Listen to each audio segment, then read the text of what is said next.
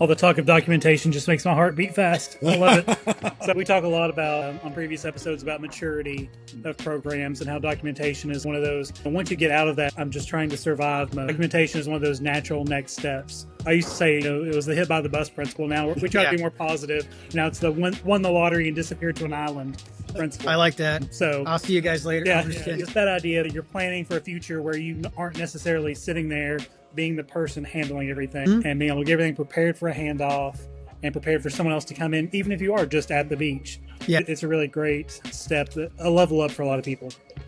Yeah, absolutely. I think the other part, the documentation that people forget about is how do you know what to protect if you don't know what you have in your environment? So you've got to have that all documented and in there. And then plus from insurance perspective, for cost recovery, what happens if things go down, but you didn't have it documented properly, so your insurance isn't going to cover it. Those kinds of things. There's that and many other reasons to keep full documentation. That's so critical, and it takes time. I get that, but the time and effort that goes into it is absolutely worth it.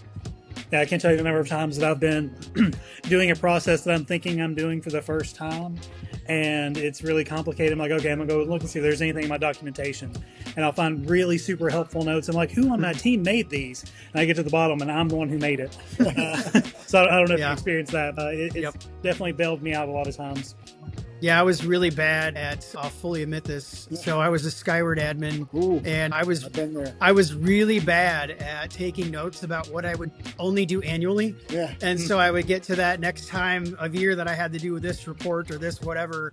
And I was like, okay, how did I do that again? Where did I find that? Not knowing at the time that it was my last 6 months in that role. I took really good detailed notes on how I did it. And then 6 months later, of course, I left the district. But and the guy taking over for me appreciated those notes, which was good.